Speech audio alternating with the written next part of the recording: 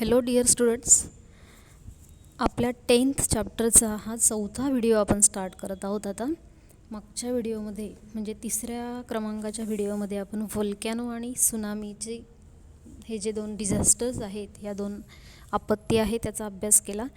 सुनामीच्याच पुढच्या भागाचा अभ्यास आपण ह्या व्हिडिओमध्ये करणार आहोत. Destructive effects of tsunami on page number 69. इथे स्क्रीनवर दिसतंय बघा. सुनामी म्हणजे काय हे मागच्या व्हिडिओमध्ये जाता जाता मी तुम्हाला सांगितलं होतं.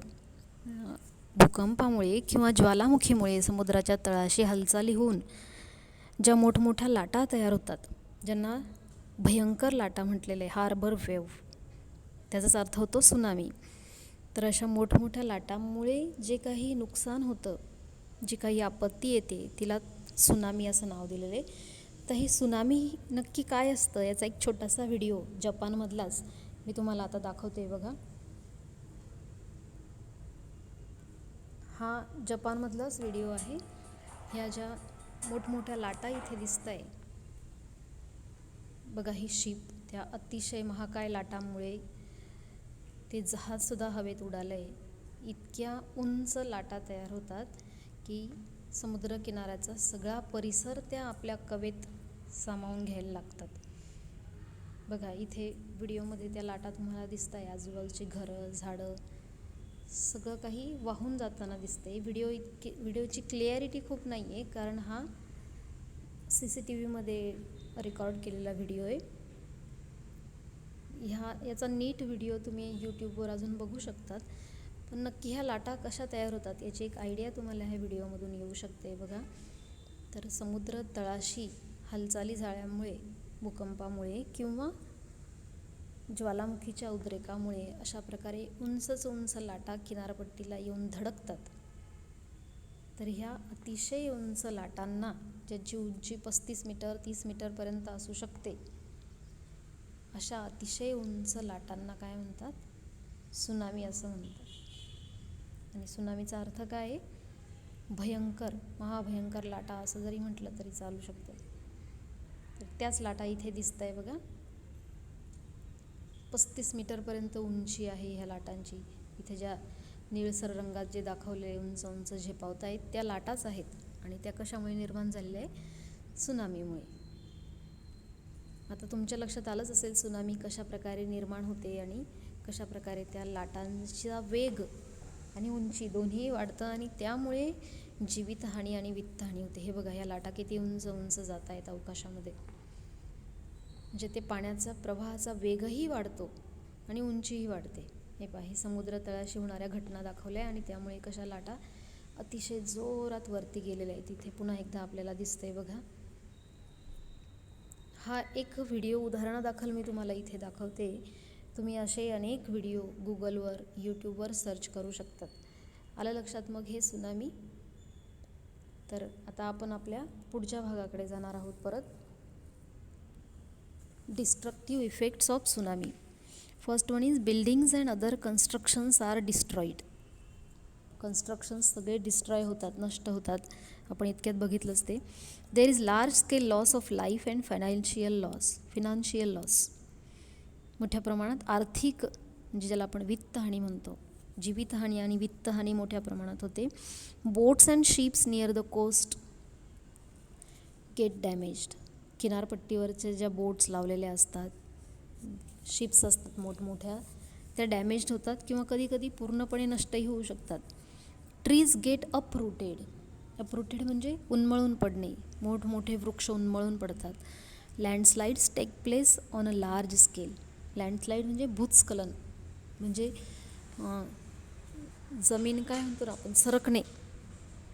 तर जमीन सरकण्याची क्रिया इथे घडून येऊ शकते.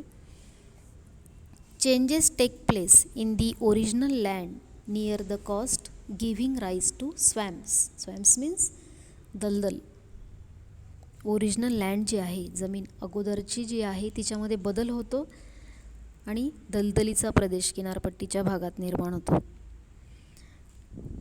ट्राफिक ऑब्स्ट्रक्शन्स राईज म्हणजे ट्राफिक ऑब्स्ट्रक्शन्स, वाहतूक दळणवळणाच्या सुविधांमध्ये ऑब्स्ट्रक्शन्स निर्माण होतात, अडथळे निर्माण होतात, त्याचे मार्ग बदलतात, रस्ते वगैरे सगळे नष्ट होतात. The business industry related to the sea are adversely affected and normal day-to-day life is disturbed. समुद्रकिनाऱ्याच्या भागात जे बिझनेस चालतात, ज्या काही इंडस्ट्रीज आहेत, त्या सगळ्या मोठ्या प्रमाणात त्यांच्यावर परिणाम होतो, ह्या सगळ्या डिझास्टरचा, ह्या सगळ्या आपत्तीचा, आणि दैनंदिन जीवन विस्कळीत होतं, डिस्टर्ब होतं. Large scale damage is cause to harbours. Harbours म्हणजे बंदरं. बंदरं माहिती ना तुम्हाला, जिथे जहाजं लावली जातात. एक प्रकारे आपण त्याला काय म्हणू शकतो, जहाजांचं स्टेशन. जसं एअरपोर्ट असतं, बस स्टँड असतो, तसं जिथे जहाजं लावली जातात पाण्यात, त्या ठिकाणाला हार्बर किंवा बंदर असं म्हणतात. तर मोठ्या प्रमाणात बंदरांचं नुकसान होतं ह्या त्सुनामीमुळे. मग त्सुनामी आपण थांबवू शकत नाही, हे तर मी तुम्हाला अगोदरच सांगितलं. We can't stop tsunami or earthquake. आपल्या हातात काय, फक्त we can take precautions only.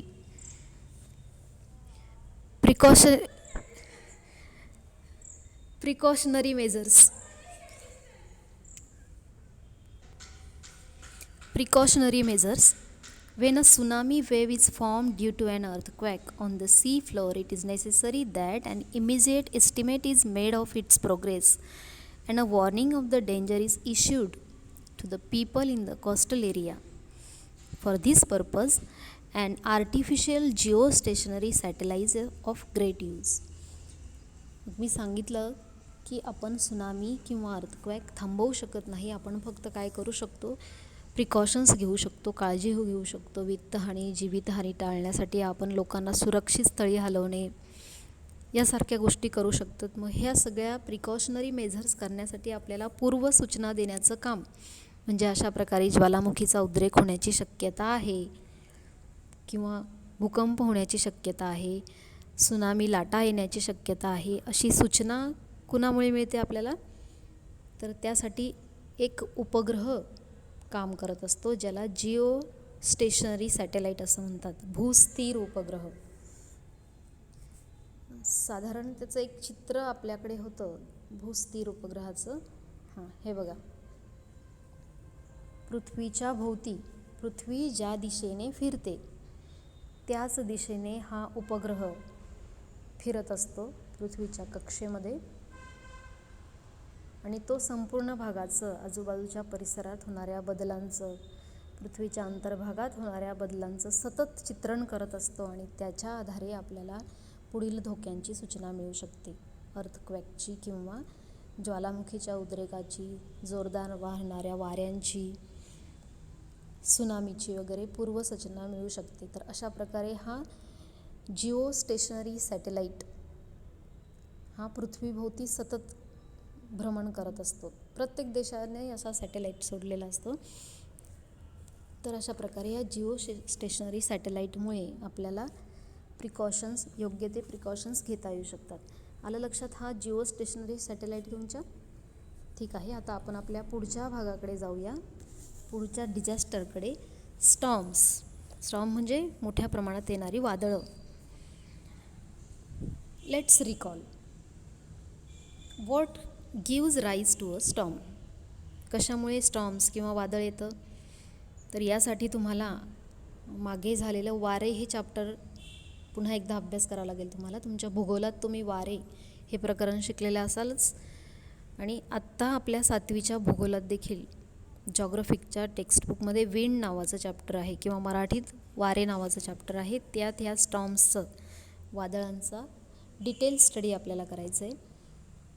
तर आपल्या अवतीभोवती जो हवेचा दाब असतो, तो दाब कमी अधिक झाल्यामुळे वारे निर्माण होत असतात, वारे वाहू लागतात, आणि त्यातूनच वादळांची सुद्धा निर्मिती होत असते. त्याचे काय इफेक्ट्स होतात हेही तुम्ही या अगोदर शिकलेले आहातच. We have already learned about the formation of storms and their effects. 6th स्टँडर्डला आपण हे शिकलेलो आहोत. वेगवेगळ्या प्रकारचे डिझास्टर्स आणि त्याचे परिणाम, त्याच्यामध्ये ह्या स्टॉर्म्सचा अभ्यास आपला झालेला आहे. Suppose you are caught in a storm, what will you do to keep yourself safe. जर चुकून तुम्ही वादळात सापडलात तर तुम्ही स्वतःला सेफ ठेवण्यासाठी काय कराल? हे नक्कीच लिहून तुम्ही मला पाठवायचं आहे. तुम्ही कशाप्रकारे स्वतःला सेफ ठेवाल. इथे एक ट्राय धिस दिलेलं आहे बघा. काय करता येईल वादळामुळे होणारं नुकसान टाळण्यासाठी काय करता येईल ते इथे सांगितलेलं आहे. तर regularly cut down trees or branches that are likely to fall and cause damage. ज्या झाडांच्या फांद्या पडायला आलेल्या आहेत, म्हणजे आपल्याला वाटतं की आता ही फांदी काही दिवसात पडू शकते, तर अशा तुटण्याच्या अवस्थेत आलेल्या फांद्या किंवा अशी झाडं लवकरच म्हणजे पावसाळ्याच्या सुरुवातीला वगैरे आपण त्यांना कट करायला हवं. If you are outside take shelter in a safer place. बाहेर असाल तर सुरक्षित स्थळी जाऊन शेल्टर घ्या, आधार घ्या, आश्रय घ्या, जेणेकरून वादळात सापडणार नाहीत असं. If you are away from home inform your close relatives and friends about your exact location. जेव्हा आपण घराबाहेर असू, खास करून शेतकऱ्यांच्या बाबत हे होऊ शकतं, किंवा तुमच्या घरातली वडीलधारी माणसं जेव्हा घराबाहेर जातात त्यावेळेस अशा प्रकारे जर वादळाला सुरुवात झाली तर नक्की आपण कुठे आहोत हे घरच्यांना कळवायला हवं. Tell your exact location.